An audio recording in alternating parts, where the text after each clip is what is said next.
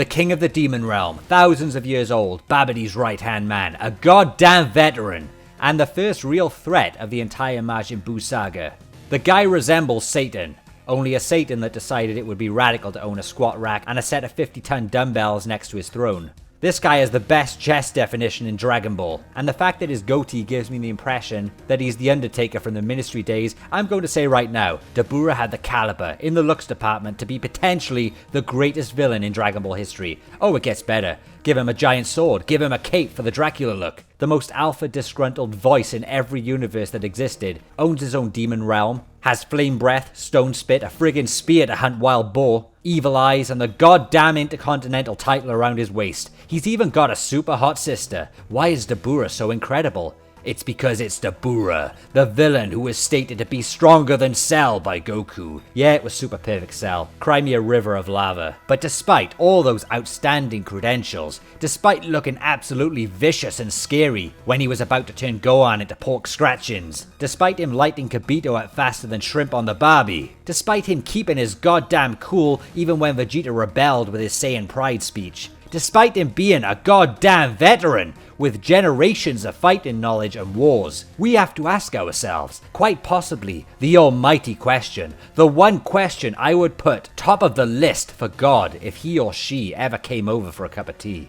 And that is, what the hell happened? And I emphasize the hell more than usual because this is Dabura. What the hell happened to this guy? Seriously, the accolades, the devilish legacy, the writing decisions.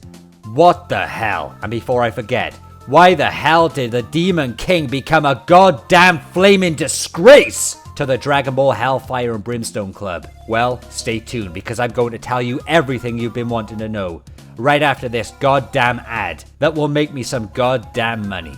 By watching this video right until the end, you will raise money to fund the Save the Abracadabra. Thank you. So Dabura, or Dabra, let me just say this, about 5 years ago myself and a guy called Ninja Nick made a video called 100 Reasons Why Dabura is Awesome. I'm not kidding you, 100, and the fact we were ready to give 100 more just goes to show how awesome of a concept Dabura was and how much I love him as a villain. If you remember that video, then good on you guys, that is awesome. Let's go through a few more of this guy's personality traits that give him the credentials to be a top tier villain from the moment we saw him. This dude was a smart guy, well mannered, kind of reminded me of the Dooku type. And this guy was extremely loyal to Babidi despite the events of Majin Buu's hatching. But the Demon King has the balls to question Babidi if he needs to. People brag about Vegeta's pride speech, but Dabura passively disagrees and questions Babidi on a day-to-day basis without overexerting his stupid aura. That's power, that's control, that's the Demon King. That's a goddamn veteran. Of course, later down the line he underestimated Buu and acted a bit of a prick towards the fat blob, but he's the goddamn veteran Demon King Dabura of the Demon Realm. He's allowed to act with flair. But this guy has the backbone to admit his mistakes, and he soon started giving advice to Babidi about Majin Buu needed to be stopped before he becomes out of control. And you know something? Dabura was right all along. It happened. Like I said, he knows how to handle situations. It's a shame about the power difference and writing decisions. He was the alpha concept of villains, but didn't have the writing to back him up. This guy was spooky, luring Gohan in to attack him, and when he roars when attacking you, I would crap my pants. And man, this moveset, he had so much unexplored potential with his dark magic, his demonic will to be explored, that separated him from other villains up until that point. He could have had some ultra demon form that made him look like the final boss Jecht from Final Fantasy X. And like I said, a sword, what's not to love about that? They could have had Dabura unlock stronger versions of the sword, flame sword, dark magic blade, so much potential completely wasted. The biggest downfall of Dabura was indirectly caused by Majin Buu. It couldn't be helped. The arc was building up for Majin Buu. It's only fitting for the current villain Dabura to be squashed to put Majin Buu over. And that was part of the problem. First of all, Dabura didn't need to get killed off to put Buu over. And secondly, even if he was killed off, it should have never been done in the way it was done. A complete insult and joke to an almighty Demon King. Basically, they had a concept of this Demon King and they basically pissed on it to make Majin Buu look really strong. But Buu was already strong anyway and could already prove himself against Gohan, Vegeta and the Supreme Kai. Why they needed to take Dabura out of the picture as well like that was beyond me. Okay, sure, he could have gone out in a blaze of glory like the Demon King that he was supposed to be, showcasing his true evil dormant power.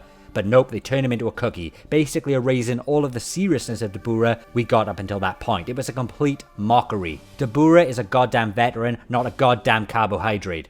Sure, there's only room for one big villain, but they should have killed Dabura off with a bit more honor. Even if it was a squash match, cut his damn head off, or something like you see in gritty war films or battles, but a cookie? Come on.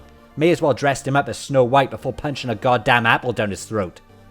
Look, I like Majin Buu, as I made a video previous on the respect I have for his concept, but the way they treated Dabura here was exactly like Babidi treated him. We don't need you now, we have a better, stronger villain, bye bye. And just like that, they tried to find a quick way to get rid of him. And to me personally, to have Dabura just get eliminated like that makes me think, why the hell did they bring him in the first place? They could have used some other chump to fill his place and get beat, because all he did to advance the plot was detect Vegeta's weakness to get him to turn. Oh, and he had an unfinished fight with Gohan. Dabura really didn't do jack shit of plot importance. Oh, sorry, he recruited Pui Pui, okay. And that's what's sad, but at the same time, he had all those qualities to be vital to this arc if he was pushed in that direction. Who doesn't love a Demon King veteran? Damn it, we could have had Dabura get smashed down, then later recover and actually, with a massive twist, side with the good guys in a desperate struggle to fight Buu, because they're on common ground. Imagine Vegeta and Dabura versus Buu.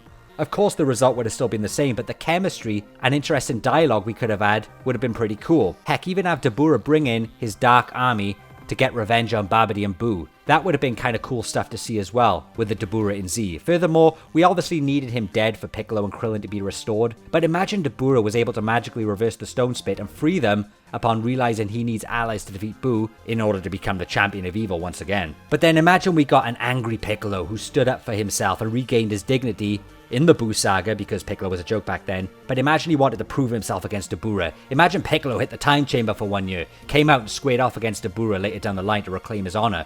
Demon versus Demon King, take my goddamn money. But no, what do we get? Dabura in heaven filled with joy and love. And that was the icing on the cake for me, when it came to the writers giving a shit about Dabura. If being a cookie wasn't enough, let's take away his evil once and for all, and make him mingle with the wives and girlfriends. Look, I see the comedy aspect to it, and the fact Dabura would have liked hell, but still, it was the execution of wasting a good concept. It was the Majin Buu show, I will give it that. But why introduce a top tier character concept only to take a big flaming demon dump on them? It baffles my mind. As much as I like Buu, by having the decision to have Buu make a joke out of a serious Dabura type character, that really showed us what direction the whole Buu arc was going in. And that was a wacky, jokey, Super Saiyan bargain rollercoaster ride. Okay, so I will say that the future timeline in Dragon Ball Super with Dabura facing off against Trunks, that felt like it was done right. That felt really dark, having Dabura appear in control of the battle for some time.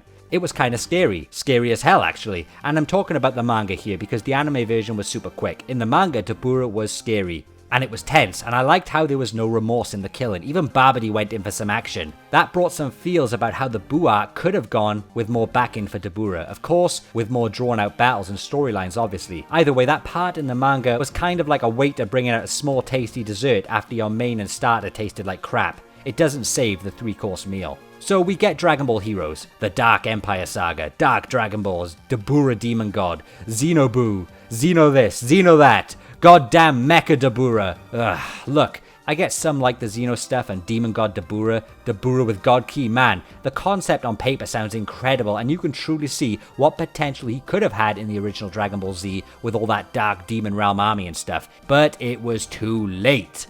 It's like giving WWE's A-Train a new gimmick like Lord Tensai. We just don't care anymore. We don't forget what happened to the guy underneath. To me, Heroes and the Xeno stuff is over the top and passionless. It's like a quick sugar rush, and then it's gone. It's not filling enough to be compared to expanded storytelling with good interesting plots. And at this point, the dude doesn't even feel that creepy anymore. He's not the scary Dabura I once knew at the beginning of the Babidi saga. The Heroes version feels forced, and at this point, Dabura's legacy has already been destroyed. This Xeno stuff is not enough to save Dabura's pride. They should have thought about these decisions when they made them back then. What's done is done. We have to live with Dabura being screwed over.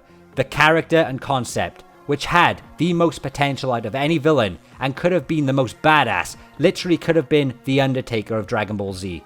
I want to know from you guys if you are a fan of Dabura and what you think of his Dragon Ball Z portrayal. His hero's betrayal? How would you have rewritten him? What you like and don't like about him? I want to know it all, so comment below. Tell me something I've missed about this wasted demon god who should have either never been introduced or should have been treated better. But his gorgeously powerful sister on the other hand.